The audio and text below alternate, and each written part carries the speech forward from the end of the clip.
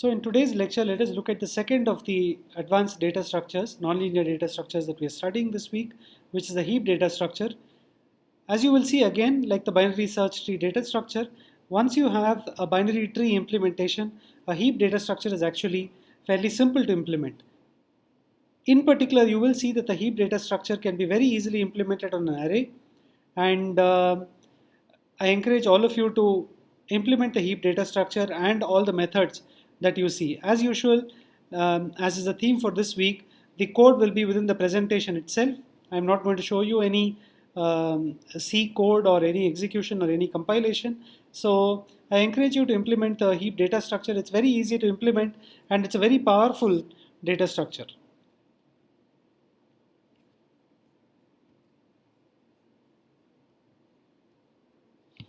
Alright, so let's look at the heap abstract data type and its implementation in today's lecture. We will also recall quite a few things that we have seen. You recall that Q is a first in, first out data structure, a data type, and it's very useful, right, in many contexts. For example, if you want to implement the traffic on a street with a single lane, then the queue is the best way, where at a signal only the vehicle at the front can exit. On the other hand, if you had two lanes, then you might want to have a special kind of a data structure which behaves like a queue but has priorities. For example, an ambulance on a road with two lanes has higher priorities, and if all the vehicles are using one lane and the second one is the ambulance lane can go ahead whenever required. Right? So that is, we are going to talk about queues that allow you to jump the lines, right, or go ahead.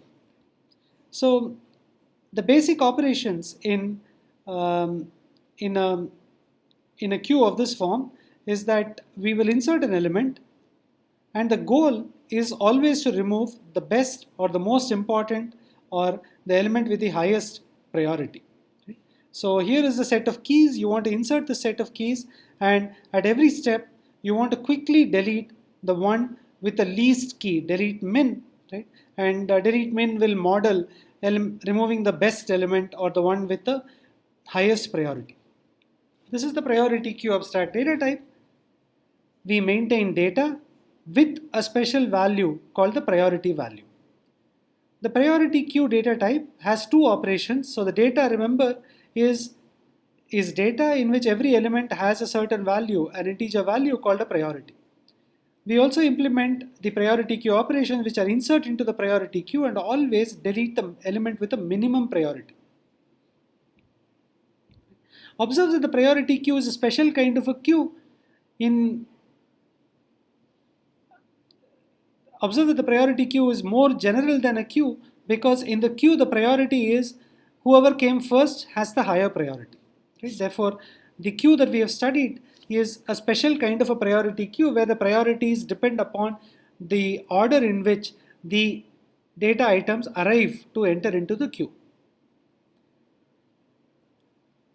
The most important property of the priority queue is that if two elements have there are two elements x and y, and x has a lower priority value than y, then x will be deleted before y.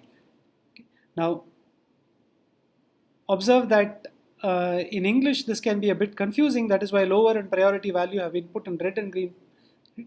So we are doing the Deletemin, and therefore we will always delete the element with a lower priority value. Lower priority value.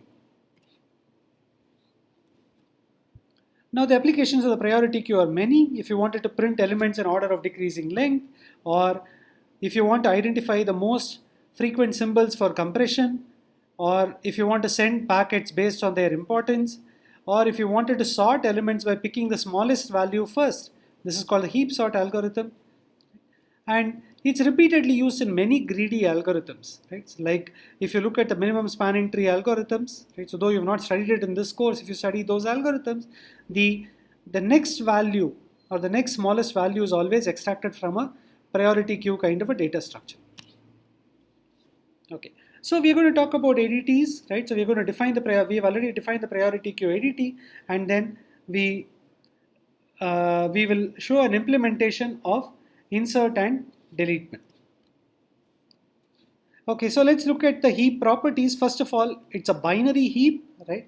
And there is a structure property, that is the underlying tree, like it was there in the binary search trees. And then there is an ordering property. The ordering property in a heap is different from the ordering property in a binary search tree. This is one very important thing to be kept in mind.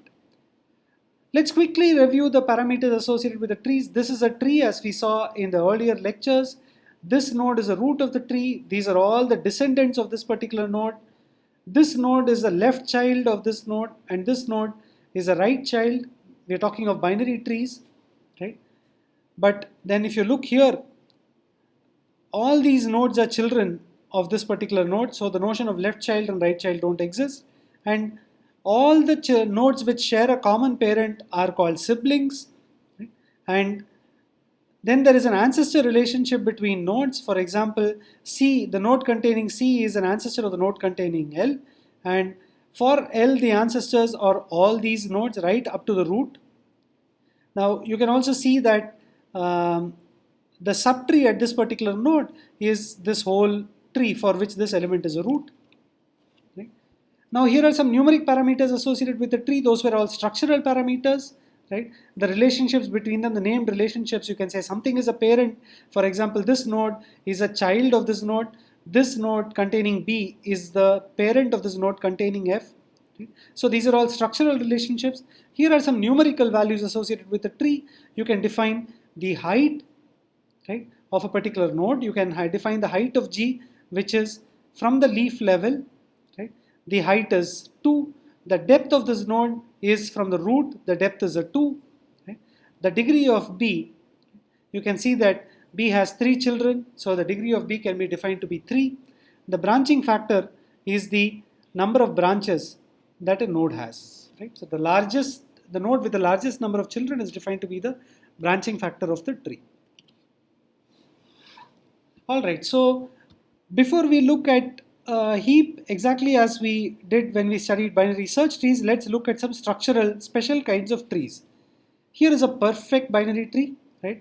In other words, it's a full binary tree. All the nodes are there. At height h, there are 2 power h leaves, right? 0, 1, 2 and 3. As you can see, there are 8 leaves and there are 7 internal nodes or 7 non-leaves. The total number of nodes is 16 minus 1. So the height of this tree is 3. The root is at level 0. These nodes are at 1. These nodes are at 2, and these nodes are at 3. We saw the complete binary tree concept when we looked at the binary search tree. We saw that the best structure for a binary search tree to maintain is a complete binary tree that controls the find time in a binary search tree. These are 2 examples of complete binary search trees. Right? The tree is completely filled except at the bottommost level where it is filled from the left to the right. Right? A complete binary tree can be very easily implemented, and this is the central concept in the implementation of a heap. Right? So the structural data of a heap is the following. If you think of a complete binary tree, so whenever you think heap, you think a complete binary tree, and whenever you think a complete binary tree, you think of the following implementations. Right? You think of an array. Right? The array in programming languages like C allows you to be indexed at 0. Right? Whereas when you implement a heap, when you implement a complete binary tree, you always start off with the data items to be stored at the array index 1. And the rule is very simple. The left child of a node is always at 2 times the parent, and the right child is 2 times the parent plus 1. For example, A is the root, the left child is at location 2, index 2, and it is B, and the right child is 3, and it is at, right child is the value C, and it is at index 3 in the array. These are the left child and right child. Let's look at B. Twice the index is 4, which is the left child of B, and twice the index plus 1, which is 5, is the left child of, is the right child of B containing the value E. So let us just see this. E is at 5 and D is at 4. Let's look at 3. It's 6 and 7. And let's look at the left and right child of this particular node. It's at 10 and 11. So E is here. That's a node at element 5. and the nodes at element 10 and 11, j and k, are the left and right child of this particular node. This is a very, very important concept. As you can see, this is very easy to implement. There is no implementation to be done at all. Right? Once you define an array, and if you put the values into the array, you have essentially created a complete binary tree. Right? This is something that you should keep in mind. And now you should ask, what is the difference between a complete binary tree and a heap? The answer is the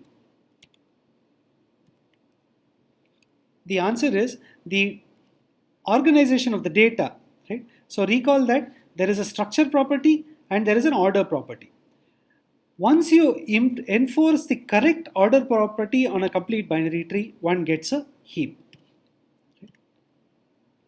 All right. So here is the heap order property.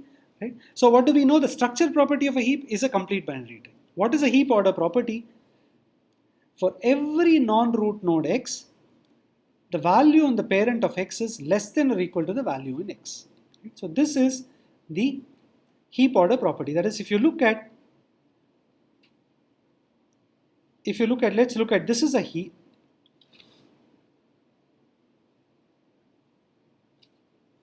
So let's look at this. The parent of this node is less than or equal to the value at this particular node. Let's take any node, the value at this node is more than the value at its parent. Therefore, this is a heap. First of all, it is a complete binary tree and it also has a heap order property. This is also a complete binary tree but not a heap. Why is it not a heap? Because if you look at 15, its parent has a value which is more than it. Therefore, this is not a heap. It does not respect the heap order property. Right. So we have quickly moved, right? So basically, since we understand nonlinear data structures and binary trees very well, we have quickly moved into this sophisticated data structure. So there are two kinds of heap operations. One is to insert the value, right? The other one is a Deletemin. Right? So therefore, whenever you want to create a heap, you repeatedly insert values into the heap, and we'll see how to do it. And whenever a query to Deletemin is made, the heap is modified and the minimum element is deleted from the heap. So let us see how to implement these heap operations. Let us look at inserting a heap. So now let me ask this question so that you can answer this. When you see heap, what do you think of? The answer is you think of an array.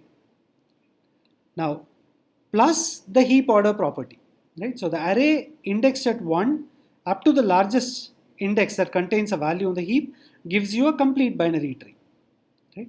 Along with the order property, this complete binary tree is visualized by the person as a heap. In a program, the heap is implemented always inside an array. You can choose to implement it using some other methods, but it is very easily implementable as an array. Now let's say I want to implement this insert function. The argument to the insert function is a value. Right? So what is the basic idea? The basic idea is take the value val and put it at the next leaf position. What do I mean by putting it to the next leaf position? Simply insert it into the array at the last index, right? Or the first non-empty index, right? Whose value is more than 0. Now you move this value repeatedly by exchanging the node until no longer needed. We will just see this. Okay. Fine. So let us assume that this is the heap. So this is in an array. What are the order of the keys in the array? 10, 20, 80, 40, 60, 85, 99, 50, 700, 65 is the heap. It's a complete binary tree. Right? You can verify that for every value, its parent value is smaller. Therefore, we call it a heap. Now you look at the value that I want to insert. I insert 15, compare it with the parent and exchange when necessary. After that, compare it again with the parent and exchange when necessary. And this guarantees that the heap property is indeed satisfied. So this requires a bit of analysis, right? And a cleanup step. For example, let me ask, so if I inserted 45 here, right?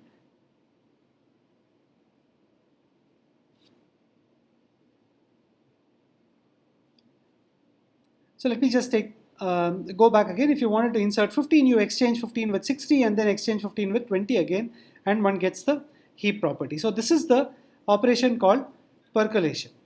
So you could also do this exercise of inserting 45, and let us see how far 45 would go. So 45 would get exchanged with 60, right, and would stay there because it has found a parent which is definitely smaller than it, and therefore the heap property is always maintained by the percolation or the percolate up approach. The idea of the Deletemin is very simple. To remove the element which is the smallest, one has to remove the value at the root. Now, how does one remove the root? What we do is we take the root value, exchange it, or rather take the last value from the array and place it into the root. Okay. And now what we do is we find the smallest child of the node, okay, and perform the exchange until it is no further necessary. This is a percolate down. Right? So let us just understand this. You want to perform the Deletemin. Let us look at the basic idea. First of all, you remove the root value. Take the last value, the last leaf node, that is the last location of the array. Take the value and copy it into the root.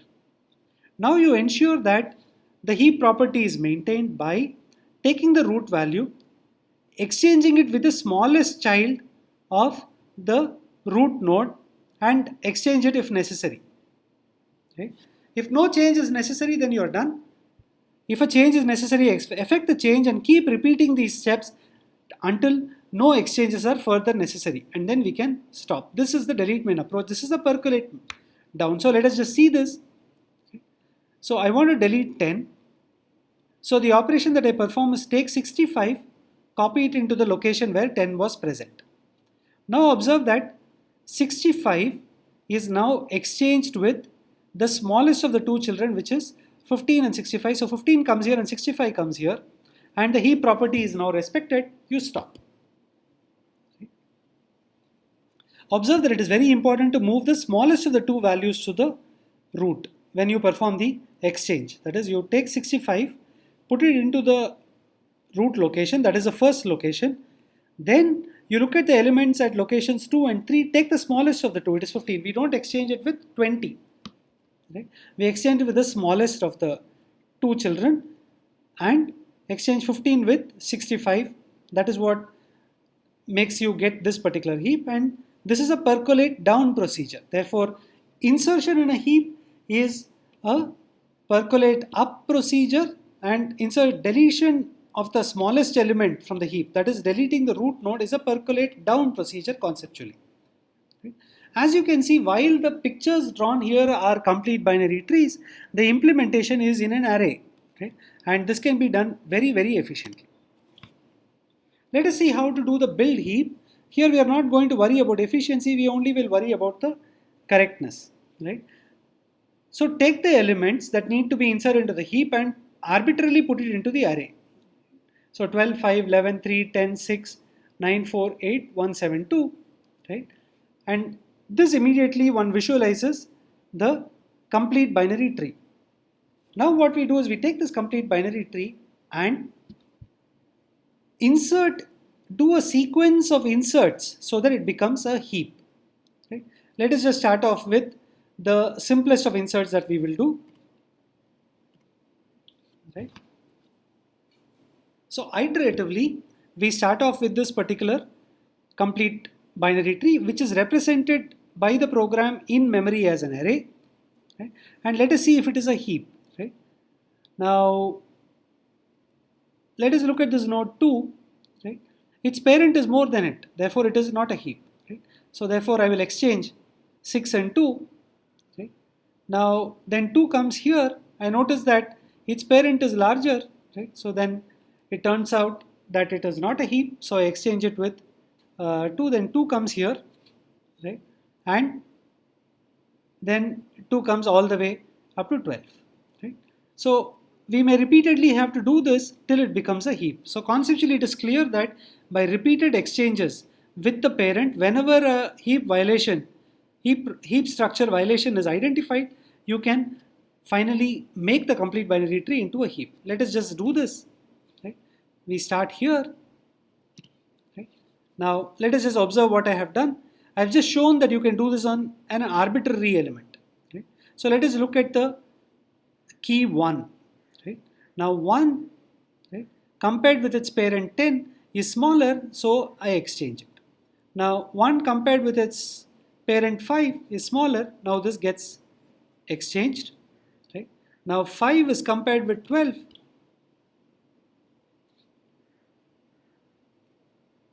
Right? So this exchange brings 1 up here, and now 5 is compared with this. So eventually, if you repeatedly do this, one can see that one will get a heap. I have not completed this, but you can calculate the runtime of this particular approach.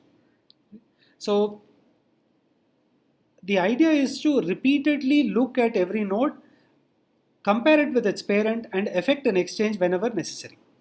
Okay? Because lesser than is a strict relationship between two keys, this procedure will finally terminate very clearly, and it will leave you with a heap in the array.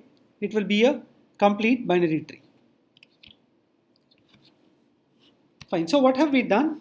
We have essentially shown how to work with a heap, right? We've shown how to delete min from a heap and maintain the heap structure. We've shown how to insert into a heap and maintain the heap structure. We've seen how to create a heap. These are the 3 most important methods. All these are implemented in an array, right? And they are very easy to implement. Let us look at other priority queue operations. Especially in operating systems, increasing the priority value or decreasing the priority value is a basic operation done by any modern operating system. Therefore, we need to implement these. We are not going to do this, but I'm just pointing out that these are the other operations that you may want to perform on a heap. You might want to remove an element from the heap itself. For example, if you are maintaining a heap of processes that have to be scheduled on a processor, once the process has been executed on the processor, it has to be removed from the heap. Here are the nice implementation details about a heap. Observe that all these implementations can be done in an array. So finding a child or a parent is a multiplication or division by 2, and it can be done very fast. Right? Now, the other negative thing is that it is not possible to understand the structure of traversals. Remember that if you are searching for a key in a binary search tree, the pointer traversals are very clear, right? Therefore, if you are doing a program analysis of the behavior of a binary search tree implementation, then there is a very clear understanding of how the pointers are traversed by the search based on a key. In a heap, this is not very clear at all. Then every percolate step always looks only at 2 new nodes, and this is a very useful thing, but it may also be very bad for implementation on fast memories like caches. Now, inserts are also at least as common as deletemins. Therefore, when you implement a heap, the memory accesses while performing the heap operations are not very clearly visible, right, from the implementation. It depends very much on the data that you're dealing with. Right? However, address arithmetic is very fast. Right?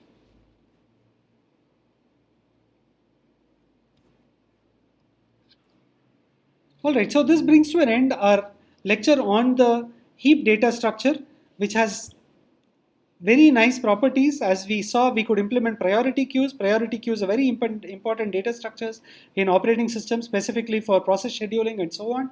And we have seen these implementations now. Of course, I have not shown you C programs that you can see. However, I have shown you almost all the code that has to be done. In the binary search tree, I showed you the C code, whereas when I showed you the heap implementation, I showed you the pseudo code. Right? There is a motivation for doing this. If you understand the pseudo code, by looking at a binary tree implementation, you should be able to implement your heap quickly by implementing the heap structure carefully. So that more or less brings to an end the sequence of lectures in the Programming and Data Structures course. And you must have already seen the programming assignment for implementing complete binary trees. Thank you very much for your attention, and congrats on completing the sequence of lectures.